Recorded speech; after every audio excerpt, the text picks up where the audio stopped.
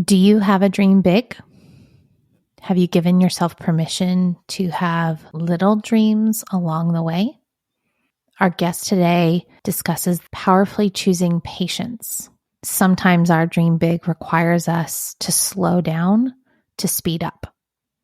This guest is very special to me. She has helped me realize my dream big of becoming an author. She is my book coach. She is my editor-in-chief. She pushed me, she pulled me, she stretched me. Because as I was executing my dream big, I needed some help along the way. I'm excited for you to join the conversation with Qualia Hendrickson.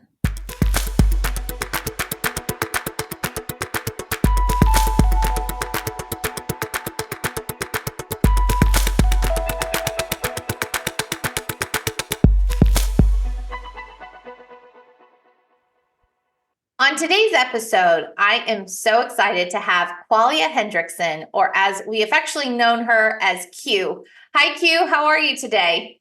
Hi, Misha. I'm really good. I'm excited to be chatting. Yes, excited to have you on the GSD Factor podcast. So, Q, why don't you introduce yourself and tell everybody a little bit about your story?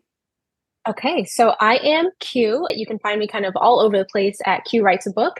And I am both an attorney in my 9 to 5 life, but on the side, I'm also a book coach. So what that means is that I help people write and publish their books and also just kind of answer questions regarding the publishing industry. So if you are someone who's looking to be traditionally published, we can like sit and talk and just say, what does that mean? Or I've had conversations with people that have agents and we just kind of go through, what is your agent looking for? How do you like a translator, right, for what the traditional publishing sphere looks like. Versus if you're a self-published author or you're aiming for that, then we talk about what is the effort and the work and the steps that you have to take to get your book self-published. But most of the time, I'm like in the nitty-gritty of this is the story we want to write and things like that. So I am both in the book world and with a little bit of a business brain on. Awesome. And so today I really want to dive into your own story and you writing your own book, because I think that it's an ongoing journey. And I think that story is going to really resonate for a lot of our listeners. And as our listeners know, this year's theme around our GSD Factor podcast is not just focusing on one of our attributes of be confident, inquisitive, imaginative, be present, resilient, or influential. I'm asking each of our guests this year, what are you powerfully choosing for yourself in 2024?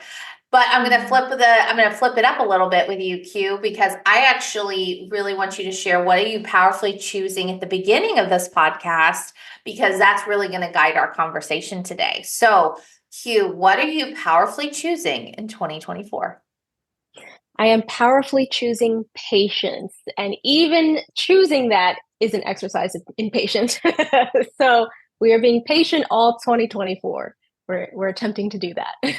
I love it. I love it. And I so appreciate the vulnerability and the transparency in that. And so now kind of guide us and talk us through what specifically is Q being patient about in her own journey this year. So I just turned 30. My birthday's May 26th. So last May, I turned 30 and realized like all these big ideas that I have, I've been trying to steamroll them out and then getting, one or two steps in and realizing, oh my God, I don't have what I need. I don't have time. I don't have whatever. And then I lose the theme or the inspiration and all of that. And so this year of 30 for myself has really been an exploration of like, who am I? What do I actually want for my life? And, I went to therapy for the first time and I've been doing a lot of internal work on why do I think the way that I think and how does it work for me? It's time to start working for me. And one of the things that I've come to is, okay, hey, actually, I have a lot of ideas and that's a skill of mine. It's not a bad thing that I have ideas. Just because I haven't gotten to like the end of any of them doesn't mean that they're not good. So now that I recognize that as a talent and a skill, what tools can I give myself to let the ideas grow the way that they need to? And I think of them a little bit like houseplants. I've never been able to keep a houseplant alive because I don't know how to I don't know how to like nurture them. And I'm just like, water, it should be growing now. And so this year, that patience is really about, you have this idea, Some of them need different soil. Some of them need to sit for a really long time and things like that. The biggest shift for me this year has been I started the book coaching business about 2 years, 3 years ago, right after the pandemic. And I think the way that I have been running my book coaching has been kind of in conflict with my everyday life, that being that I'm an attorney. And I've just come to the acceptance of I am an attorney, but I need these two worlds to match together. So I have been aiming towards this year, moving my business to be more of a creating a network for attorneys like me who are creative and getting to the root of what that is. And that means creating a community. And that means taking a step back and realizing, like, what is it that I needed? And that also means that my books that I'm trying to write get pulled back just a little bit, because it's not about publishing it right now so that people will read it now. It's more about talking about my process so that others who are like me, struggling with, I have this really intensive job, but I'm trying to be creative and I'm trying to do XYZ, they feel seen and heard in a way that I haven't felt seen and heard before as well. So many beautiful little nuggets in there. And I think, as we talk about the work-life family integration, what I think for you is that you're seeing this legal, creative, very analytical mind and this creative mind coming together in an integrated way. And how does that manifest itself? And I think that's something that I have always strived to integrate myself, right? Like early on, I was a professional dancer, and then also in the business side, and then was in, technology and operations and looking at making people more efficient and more productive and helping them get shit done. But then also going, oh, I am an author, and having that creative side come out in that way. And there is a way to have it all integrate. And, I want to commend you for the work that you're doing, and you're slowing down to be able to speed up later. And I think that that's, really commendable. And I think there's a lot of people on that same journey of saying, I have this side of me, but I also have this other side of me. How do they come in and how do they coexist? Absolutely. The slowing down to speed up is exactly where I'm trying to put my foot on the brake, which it's been on the gas for years. And I recognize that that's my pattern. But absolutely, like, I have always wanted to publish. It's why I even got into book consulting in the first place. It's why, I have my master's in publishing and I worked in the industry a little bit. But I recognized that when clients were coming to me, the question was like, what's your experience and how do I do XYZ? And so now that I'm working on, or have been working on publishing my book, that, like you're talking about, that slowing down, I've realized the book is the end product, yes, but it's not really about that. What people are interested in, what the connection comes from, is learning, like, how am I doing it? And that is what other, specifically attorney authors, but other authors as well, are looking for. How did you do this with life also going on at the same time? Absolutely. And I think I get that question a lot, actually, right now, having published 3 books, and people go, but you're a mom and you have 2 tiny humans and you have your other businesses. How have you done it all? And I was reminded of a conversation. My husband and I sat down and looked at our schedules and said, where is this going to work? And so many times I tended to write my own book after we got the kids to bed and at the end of the day. And I wrote my books from about 10 p.m. until 3 a.m. That was when my inspiration hit. That is when my mind was clear. And it was only for a season, right? I think that's the other thing that people tend to think about when they're trying to integrate 2 worlds, or they're trying to work on that project. It doesn't have to be for an eternity. It's not for forever. It's just for a season. And as we have those different seasons, you set those expectations with the family or your business partners or whatever, and say, okay, I'm going into a writing season, or I'm going into this season. So this season is going to be a little sticky. It's going to be a little difficult. We're all going to have to work together. And because this is something that I really want to get done, but we're all going to need to chip in because things are going to look a little differently, but it's just for a season at a time. I'm going to be done with this project or this initiative or whatever by this time. And I think when you do set those expectations and put those beautiful boundaries in place, everybody goes, great, let's roll up our sleeves and let's get this shit done for this period of time. I love that because it's also about recognizing how to break the thing into seasons. What was great about working with your book was you would go into your writing season and then you got to know, okay, we're going to hand this over to Q to do her thing. And then I would also get to know, okay, now I'm in my little editing season, and it would be 2 weeks or a month or, whatever that time block was of, hey, I am looking at this thing, really concentrating on this thing. For me, so I'm a fiction writer. I always have these like scenes in my head, right? So I am constantly writing, but then it also makes me feel constantly guilty that like it's not getting done, or I'm not committed to just sitting here and getting the whole book out at the same time. And in this year of patience, I'm also trying to work on, okay, the big idea is the book. The big idea is the community. But you don't get a book or a community in a month. So what's the first thing that I'm supposed to be doing to get towards that?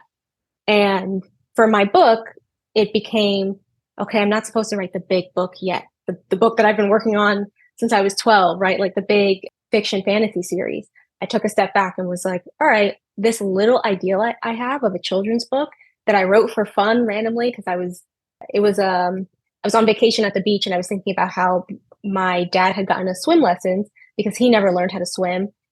And I was like 16 at the time learning with a bunch of 5-year-olds. And I just thought, oh, that's so funny. And I wrote it and I gave it to my dad for Father's Day. And then after my family reacted to it, I was like, oh, you technically just wrote a book and like finished it. So you did do it. So then I was thinking, okay, the big idea is like this 5-part fantasy series that I've always wanted to write. That's too big right now. It's not the season for that. So this children's book, which is already done, let's work through the process of publishing that. And let's also talk about the process of publishing that. So I get practice. I start like finding the people who also want to do the same thing as I do. We can start building that community little by little and then eventually get there. And then by the time my big series comes, I will have had the practice and the time and the effort and like the knowledge to even do that. It's all about those phases and those steps, right? There's little milestones. And as we, as we are learning and living life, we are learning something from everything, and we can take those lessons with us. One of our recent episodes, we had a high school entrepreneur, and he is in his third technology that he has designed and innovated. And he talked about the previous 2 technologies that he had done and how he had brought components of those learnings and components of those features with him every step of the way. And he said, Anthony was like, Markify wouldn't be what it is today if I hadn't had the 2 previous technologies before. And I think that's what you're talking about is with this children's book, you're now bringing this experience, you're bringing this, here was that process for me, but you are starting to build that community, build that momentum to where you can say to people, as you are growing that, you're building that audience and you're saying, there's more coming from Q. And, so that when you do launch that huge series, right, there's a following and there's excitement and there's a buzz around it. And I think so many times when we dream big, we go, oh, that's the dream big. That's the exact thing that I want, but not necessarily realizing and appreciating that there may be some smaller dreams along the way that are going to prepare us and really get us ready for that dream big to manifest. Yeah, it's been the little dreams along the way. I think we're both really good at dreaming big, right? Like I can see the picture. I know what the end is. But yeah, for me, it's definitely been this year focusing on taking the step back, pull all the way back. Like the exercise in being patient is also in not spoiling the dream big by rushing it. Because that's definitely what I've been doing, I think. And in your example with the student who's on his 3rd iteration, that learning time is super important, I've been realizing.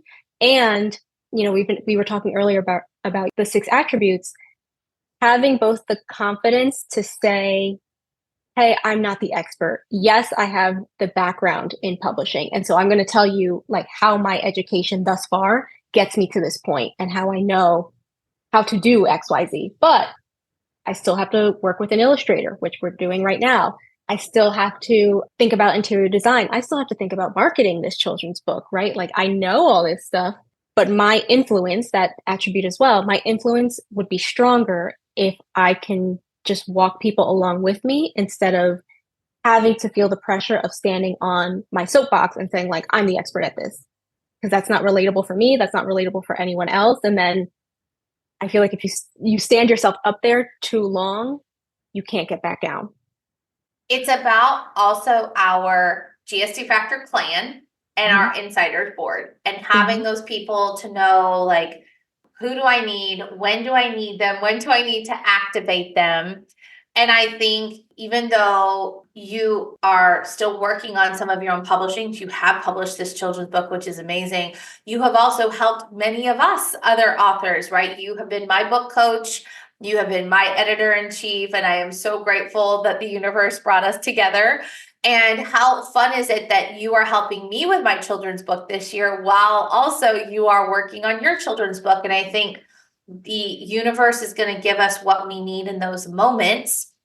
And so even though you may not have been able to say, oh, I've published my book up until this point, you and I have been working together now for 2 years. You've been helping myself and others publish and putting our words out into the world. And you've done so beautifully and with such poise and transparency and just saying, here's what I know and here's what I know about this process. So thank you for that. And I am so proud of you for slowing down to speed up to say, okay, I'm ready to publish this book now, right? Like sometimes those journeys, those people along the way help us give us that confidence to be able to get it out there. I think the other thing that's really resonating for me in this conversation is as you talk about those seasons, right? Like the last 2 to 3 years, your season was helping people through this journey. Now you are slowing down to speed up to publish your own and get your own words out there into the world.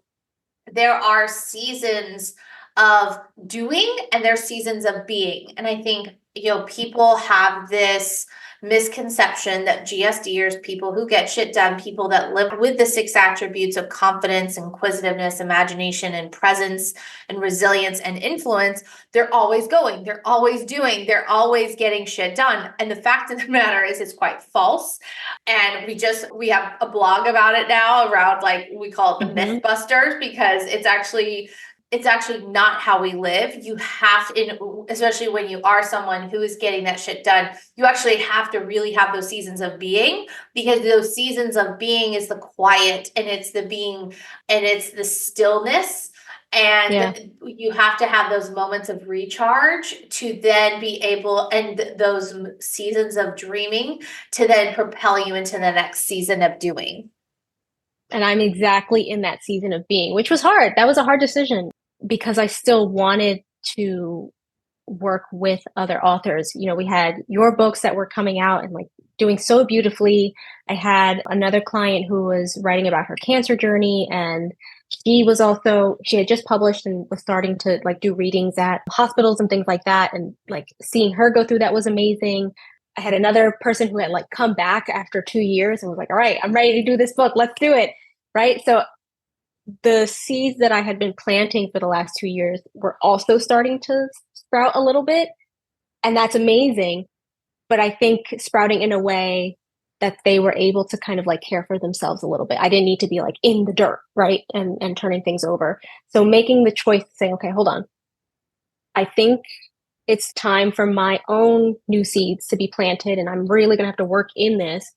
That means I can't do my regular job and this, helping other people as well, and tilling my own mind for, my ideas and things like that. You've got to pick. Otherwise, I'm going to get completely burnt out and none of it will be done well. And at the same time, it's like I had also started a new job. So even at my quote unquote 9 to 5, there was a lot of learning because I was in year 1 and didn't know anything. So every single day was a challenge. So this year for sure has been like, be patient with yourself, that you're not going to keep all the balls in the air. You've got to put some of them down. Be patient with the time that it's going to take to learn how to do the thing. And then like be patient enough to step back from what I've done. right? Like you're up and running, you're going, like your stuff is amazing. So I can chill, I can lean back and like refocus, repivot into me and just be Q for a little bit.